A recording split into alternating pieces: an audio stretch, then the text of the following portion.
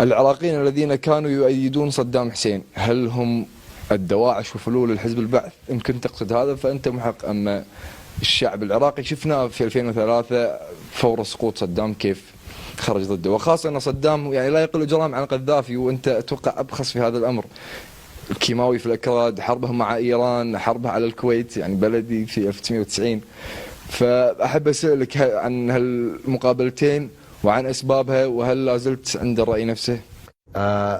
I didn't say thanks to Saddam Hussein. I said thanks to the people of Iraq for their courage, their strength and their indefatigability. And I did not know then, in 1994, that the Iraqis would have to find so much courage, so much strength, so much indefatigability in the 20 years or more that have elapsed. Secondly, I did not say that Iraqis didn't hate Saddam. I said many Iraqis hated Saddam, and many Iraqis did not. And if you want my honest opinion, there will be fewer who would hate him today than hated him 11 years ago. I think most Iraqis would like to turn the clock back to before Blair and Bush invaded, occupied and destroyed their country.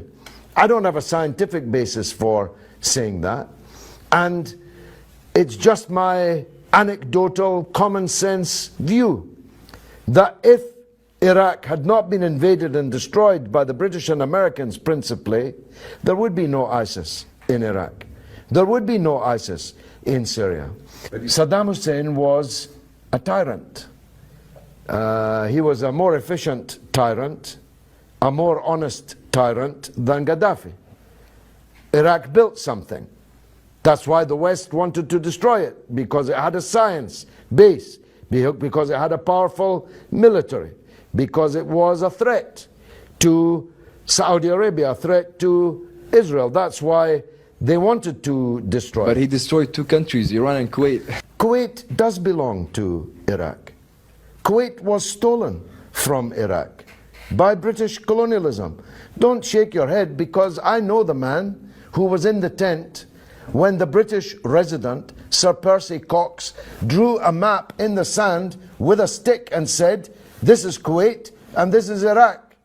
Kuwait was a wilayat of Iraq throughout the entirety of the Ottoman occupation of the area. It was the wrong thing to do to invade and occupy Kuwait, and I said so at the time. You can check it. It's on TV and it's in Parliament.